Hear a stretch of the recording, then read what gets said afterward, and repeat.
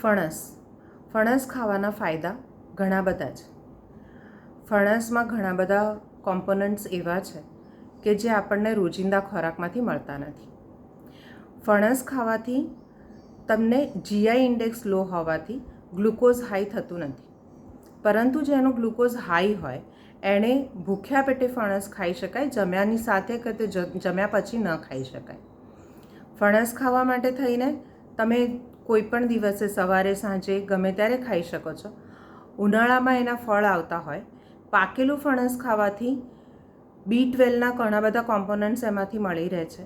Vitamin C મળી રહે છે. એની ગોટલીમાંથી વિટામિન ડી થોડાક પ્રમાણમાં મળે છે, જે આજકાલ ઘણા બધા લોકોને ડેફિશિયન્સી હોતી હોય છે.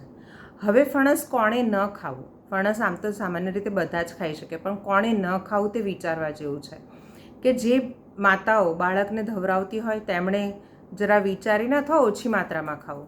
જે લોકોને કિડની રિલેટેડ ઇશ્યુઝ હોય, જે લોકોને કિડનીમાં ડાયાલિસિસ ચાલતું હોય કિડનીને લીધે, કે એવા કોઈ પ્રોબ્લેમ છે, ક્રોનિક પ્રોબ્લેમ છે, તો એ લોકોએ જેકફ્રૂટ નહીં ખાવાનું, એ લોકોએ ફણસ નહીં ખાવાનું, અથવા તો ખૂબ ઓછી માત્રામાં ડૉક્ટરને પૂછીને ખાવાનું.